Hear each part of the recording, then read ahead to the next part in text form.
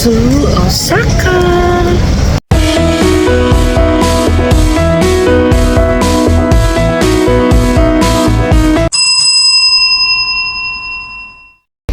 Hi guys, good morning. So, hindi ko na na-end yung vlog kagabi, but technically, after naming mag-laundry, nagayos na rin kasi kami ng mga luggage, kaya hindi na ako nakapag-end ang vlog. So, yun yung ginawa. And then, nag-check out na pala tayo sa hotel. And ngayon, papunta tayo sa Osaka Castle kasi mahaba pa naman yung time natin. May time pa tayo. So, ito, lumabas na kami sa train again, papunta ng Osaka Castle. Bahay Kubo in Japan. We're here na sa area ng Osaka Castle. Yung ata nakikita na tatabunan ng mga puno. Pero andito na tayo.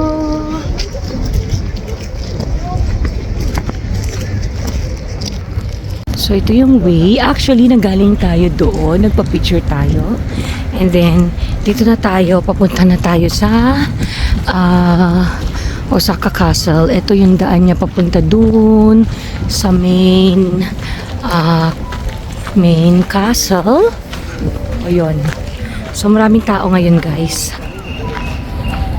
Marami pa ring tourist. Maraming tao dito sa Osaka Castle. So what do you expect? Laging maraming tao dito. So lahat na napuntahan natin ng mga tourist spot. Ang daming tao. Ang daming tourist. So ayan. Medyo malapit-lapit na siguro tayo sa katotohanan. So nandito tayo sa area na to kasi andun yung castle. Actually ayun o. Yung tok-tok pa lang yung nakikita natin. So baka mahaba-haba pa tong lakaran. Pero at least nag-i-start na tayo.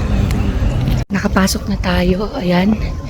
Doon tayo galing kanina. Doon tayo naglalakad. So nakapasok na tayo dito. So ito yung pagpasok. Ito yung area. And then papasok naman tayo dyan. And then another lakaran. So ito, nakapasok na tayo doon. Nakapasok na tayo guys doon sa kaninang tinuro ko na parang arco na pinto. So ito yung area. Ayan. Ayan. So ito siya. Okay. Another lakaran na naman. Wala pa rito yung castle. Kasi doon pa siya sa taas eh. Think aakyat pa tayo guys. So sabi dito, ayan, aakyat tayo. So aakyat muna tayo guys. So andito na tayo. Medyo malapit na tayo makyat. Ito na yung gilid ng malapit sa castle. Ito pa rin yung ating lalakaran papunta sa castle.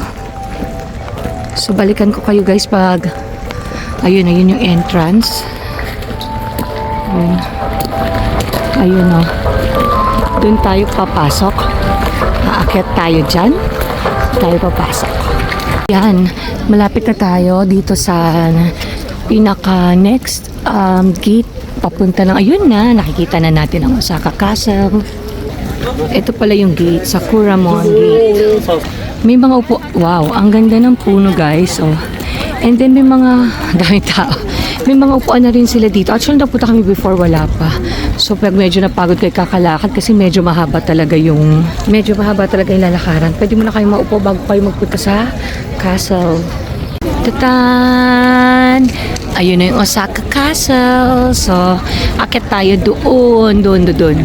So, maglalakad muna tayo dito. Maglalakad tayo paakyat. So, hindi na tayo pumasok. Hindi tayo kumuha ng pass sa loob kasi wala lang.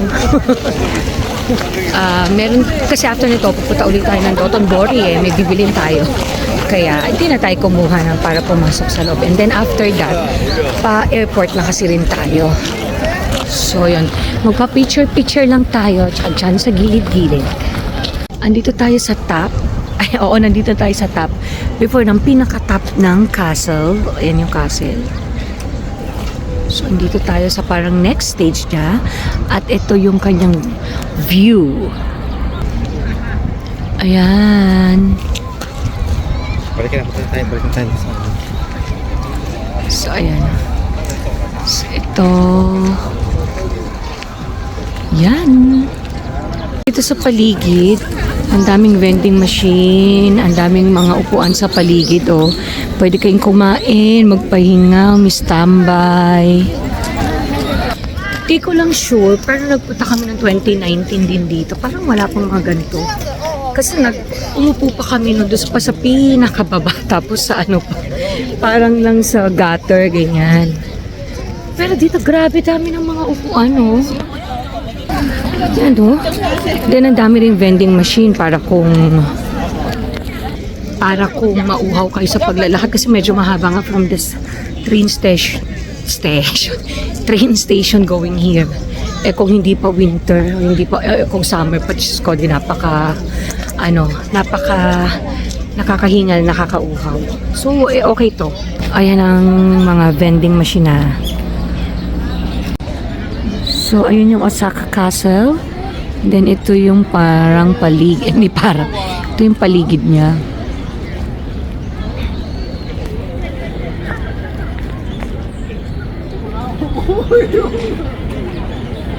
Back to Osaka Castle.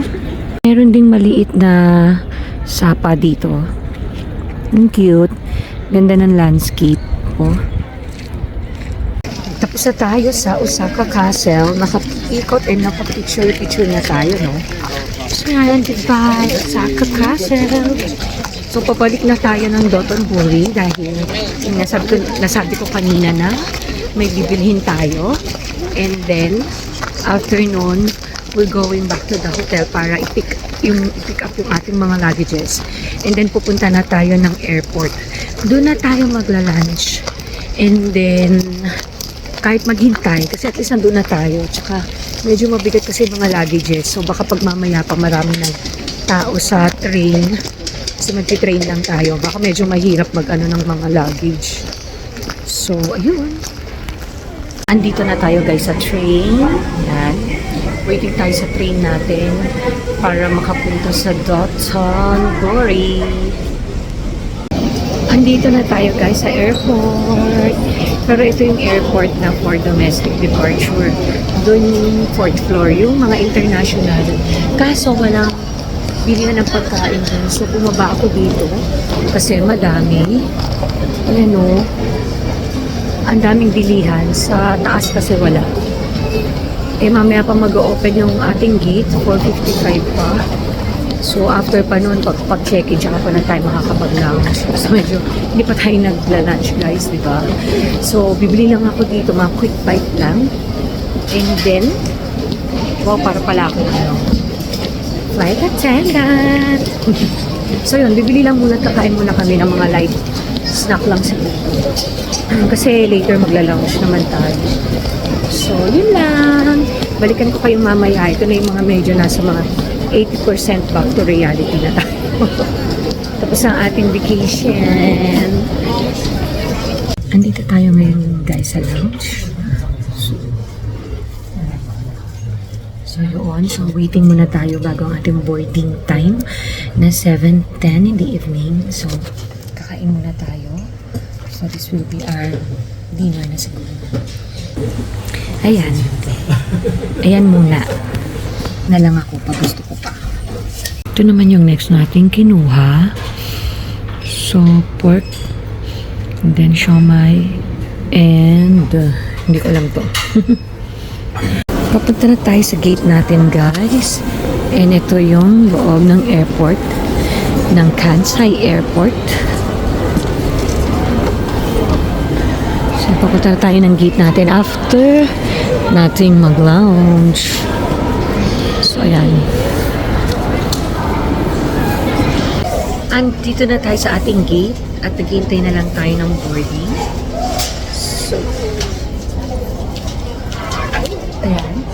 Ayan guys. So, in a while, nasa Manila na tayo. And back to reality. Boarding time na. So, lalakad na kami dito papunta sa plane. Because it's boarding time. See you later. See you in the Philippines. See you in Manila.